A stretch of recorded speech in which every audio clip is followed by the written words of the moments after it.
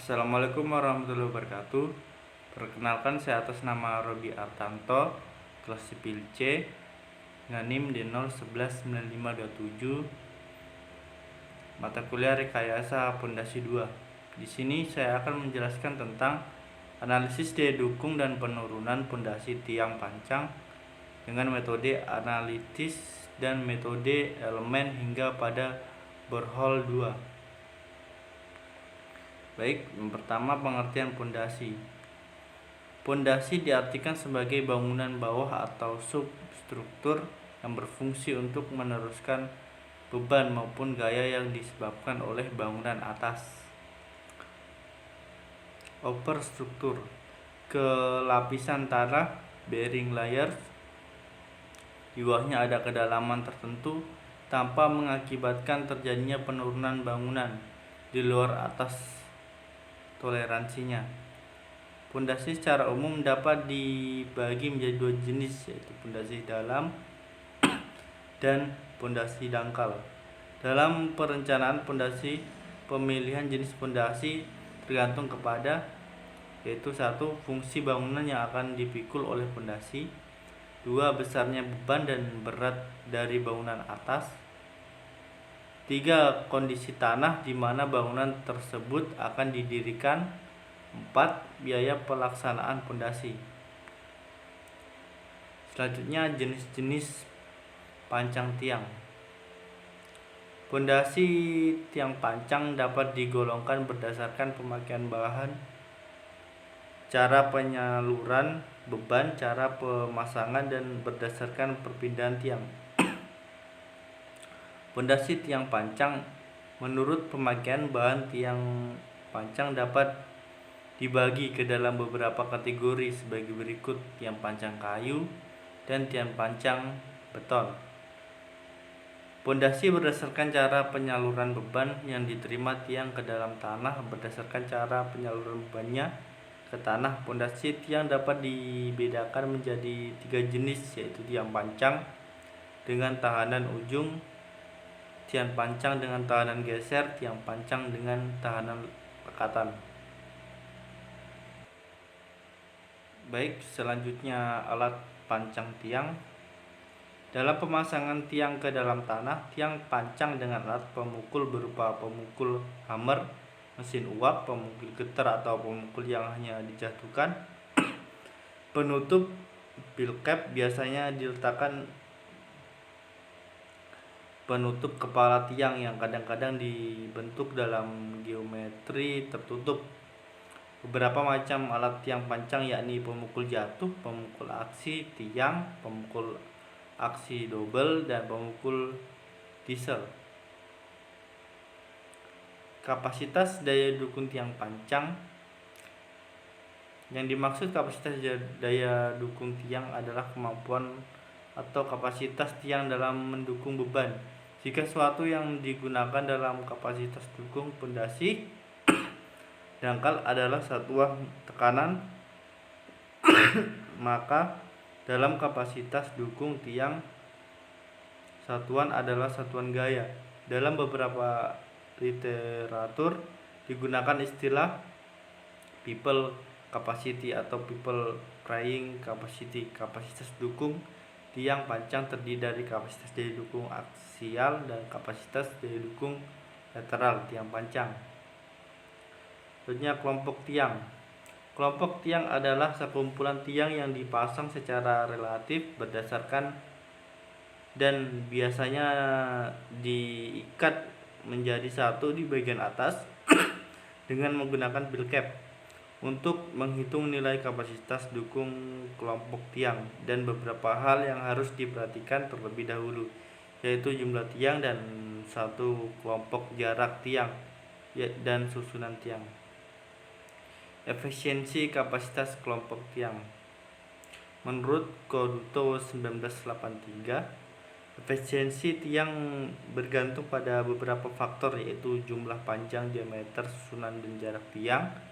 2. Metode transfer beban, tahanan yang gesek terhadap tahanan dukung ujung. 3. Prosedur pelaksanaan pemasangan tiang. urutan pemasangan tiang, jenis tanah, waktu setelah pemasangan, interaksi alat plat penutup tiang people cap dengan tanah. Metode perhitungan didasarkan dan pada susunan tiang dengan mengabaikan panjang tiang, variasi bentuk tiang yang meruncing, variasi sifat tanah dan kedalaman, dan pengaruh muka air tanah. Metode elemen hingga bidang geoteknik. Analisis elemen hingga pada rekayasa geoteknik berbeda dengan metode elemen hingga pada rekayasa struktur karena adanya interaksi elemen yang memiliki kekakuan yang berbeda. Misalnya, pondasi dengan tanah memiliki kekakuan yang berbeda. Analisis menggunakan metode elemen hingga pada sebuah program memerlukan daya pemodelan terlebih dahulu. Secara umum, pemodelan geometri pada metode elemen hingga dibagi menjadi 3, yaitu 1. Aisistemtris. Pemodelan aisistemtris digunakan untuk struktur yang simetris seperti tiang pancang. 2. Plane strain. Pemodelan plane strain biasanya digunakan untuk pemodelan struktur memanjang, misalnya dinding penahan tanah, badan jalan, dan saluran drainase. 3. Plane stress. Pemodelan plane stress biasanya digunakan untuk pemodelan portal. Selanjutnya, metodologi penelitian. Metodologi penelitian meliputi sebagai berikut: 1. Data umum proyek. 2. Karakteristik tanah. 3. Data jenis tiang pancang. 4. Metode pengumpulan data. 5. Tahap penelitian. Hasil dan pembahasan. Daya dukung dan penurunan tiang pancang akan dihitung dengan metode analitis dan metode elemen hingga dengan menggunakan data hasil sondir Con Penetration Test (SPT), Standard Penetration Test, Calendering PDA, dan data hasil laboratorium dan perhitungan efisiensi pada pondasi tiang pancang kelompok. Perhitungan daya dukung aksi tiang pancang. Perhitungan daya dukung ultimate tiang pancang secara analitis dilakukan berdasarkan data hasil sondir Con Penetration Test pada SPT, Standard Penetration Test, Calendering, dan PDA. Menghitung kapasitas daya dukung ultimate tiang pancang berdasarkan data sondir dengan metode Meyerhof. Contoh perhitungan pada daya dukung ultimate pada kedalaman 1 m berdasarkan data sondir S1 sama dengan perlawanan penetrasi konus PPK QC sama dengan 7 kg cm3. Jumlah hambatan lekat JHR sama dengan 28 kg per cm. Luas penampang tiang AP sama dengan 1/4 40. 2 sama dengan 1257,143 cm3. Keliling tiang K 40 sama dengan 1225,600 cm. Maka kapasitas daya dukung ultimate tiang adalah QU sama dengan 7 kali 1257,143 ditambah 28 dikali 125,600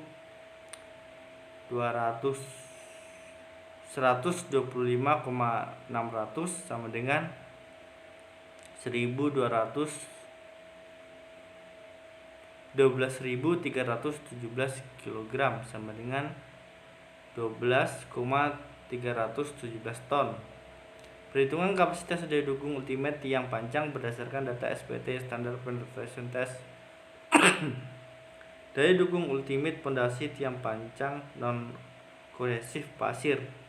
Contoh sebagai berikut.